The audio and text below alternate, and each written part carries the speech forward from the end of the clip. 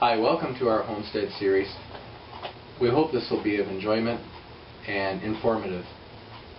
We don't know everything, we don't do everything perfect, but what we do know works for us. In these economic times, people have been talking about a back to the land movement or getting back to a more simple way of life. The transformation from the comforts of city dwelling and our modern way can be a little different going back to the homestead. I won't say complicated, but there are some things that some people should know. So I hope you enjoy this series. Thank you for watching. Well, it's still winter. It's freezing today. So I thought today would be a good day to do our next Homestead series on firewood. I just did one on wood stoves. Most people think, yeah, what's firewood? There's nothing to it, right? Well, there is a few things again with this you should know. What I've got here is a few tools that a guy might need. You have a regular axe, and this one here, some people might call it a chopping axe. I use it for splitting. This one has a narrow head on it.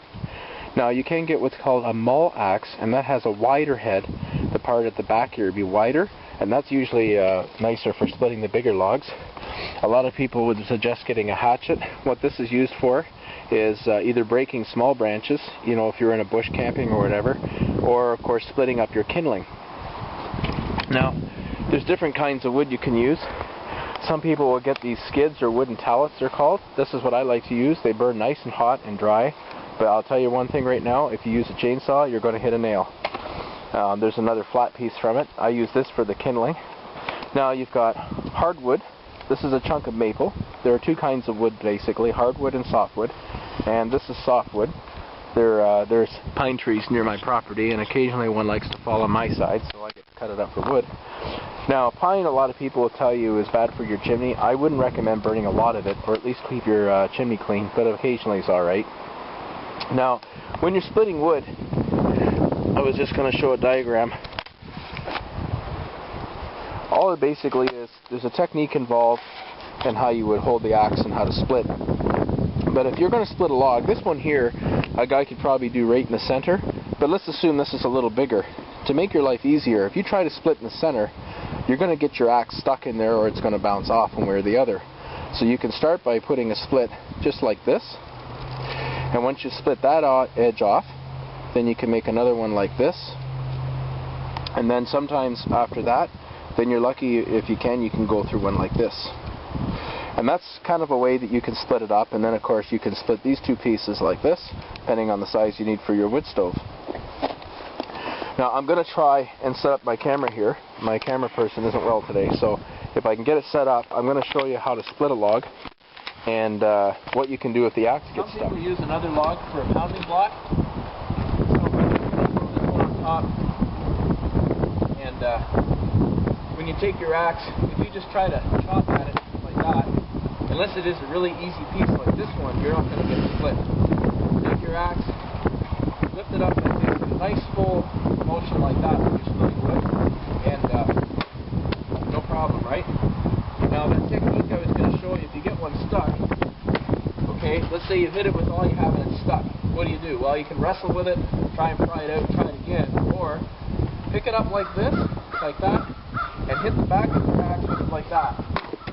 And now normally that would have split. I couldn't get it in all the way, of course, because it would have split that one. But generally you'll split the wood that way and it'll come off your axe. As far as cutting your firewood goes, I use a chainsaw. You can use other hand saws or a bow saw. The chainsaw really depends how big a saw you want, depends on the kind of firewood you have. If you live down here and you've got a lot of big hardwood, you might want something a little bigger than this. Now I do have a bigger one. I can show it to you. I use my big one very often because I don't need to with the skids. I find it's just too big and it rips them apart. And if we're moving to northern Ontario, most of the trees are smaller softwood and poplars anyway, so I probably won't need it. As far as brand name goes, I buy still. Homelight is another brand name that can be long and trusted. I think the biggest thing you're going to find is who you're buying it from. I bought this still from a store in a town where I lived for a while, and the salespeople and mechanic really had no idea what they were doing, and this saw gave me nothing but trouble.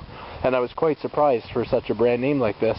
Now, we moved to a different town, and the mechanic here is really good. I brought it to him once, he's fixed it, tuned it up, and it's never given me trouble since. So even a store brand saw might be alright.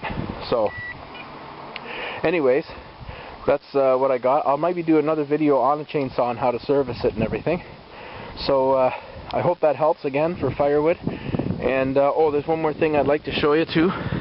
When it comes to wood, this particular pine that I had was rotted. So if you're going to have wood that, I don't know if you can see, but it's kind of hard to tell.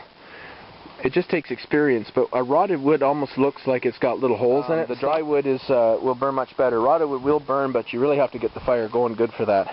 So just keep that in mind too. Okay, thanks for watching. I hope this helped, and boy, it's cold. I got to get inside and make a fire. Something else I wanted to say too before I forgot. When you cut a fresh tree down and you cut and split it, it will have to dry. I suggest using at least one good hot summer for that. If you cut it in the spring, it should be okay by fall. Some people let it dry for up to 2 years. So thanks again for watching. I hope you enjoyed it.